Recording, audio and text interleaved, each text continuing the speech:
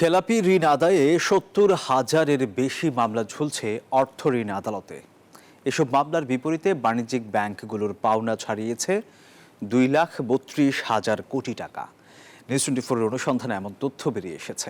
আইনজীবীরা বলছেন, বাংলাদেশ ব্যাংকের কোনো প্রতিনিধি না থাকায় হাইকোর্টে একতরফা রায়ে স্থগিতাদেশ পেয়ে যাচ্ছে খেলাপি গ্রাহকরা। ফলে এসব ঋণ আদায় করতে পারছে না ব্যাংকগুলো। প্রয়োজনে আইন সংস্কার করে এসব টাকা আদায় করতে পারলে ব্যাংক খাত ঘুরে দাঁড়াবে বলে মত বিশেষজ্ঞদের। বড় অঙ্কের ঋণ নিয়ে ফেরত না দিয়ে খেলাপি হয়েছেন অনেক ঋণগ্রহীতা, কিন্তু ব্যাংক সে অর্থ আদায় করতে পারছে না, কেননা উচ্চ আদালতে মামলা করে একতরফা স্থগিতাদেশ নিয়ে রেখেছে গ্রাহক।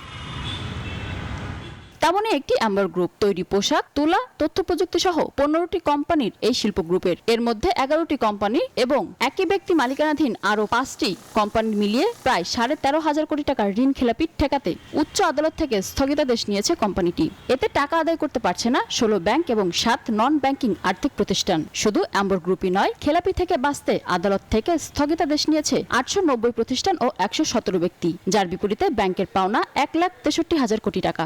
যেটা মিসইউজ করে আইনটাকে, তারা মনে করে ঠিক আছে অকশন হলে হবে, আমি ব্যাংকে বুড়ো আঙ্গুল দেখে সে দেখে গেছে যে ঠিক আছে আমরা হাইকোর্টে চলে যাচ্ছি। হাইকোর্টে যে তারা একটা রং ইমপ্রেশন ক্রিয়েট করে জাজ সাহেবদের সামনে তাদের নিজেদের অবস্থানের ব্যাপারে। প্রবলেমটা যেটা হয় কি, যখনই মামলাটা হয় তখন ব্যাংকের পক্ষের আইনজীবী থাকেন না, এটা মোশনে মামলাটা হয়। বাংলাদেশ ব্যাংকের হিসেবে এখন পর্যন্ত ব্যাংকিং খাতে খেলাপি ঋণের পরিমাণ 5,30,000 কোটি টাকা, কিন্তু স্থগিতাদেশ পাওয়া ঋণ যোগ করলে প্রকৃত খেলাপির অঙ্ক দাঁড়ায় 6,93,000 কোটি টাকার বেশি। তবে ঋণ পুনরুদ্ধারে বিচারিক প্রক্রিয়ার অগ্রগতি নেই খুব একটা।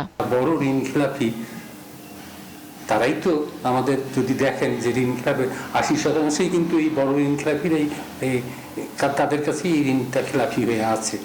এদের কাছ থেকে ঋণটা আদায় করাটাই সবচেয়ে পরিস্থিতিটা পাল্টি দিতে পারে যদি এদের কাছ থেকে ঋণ খেলাপি ঋণটাকে আমরা উদ্ধার করতে পারি।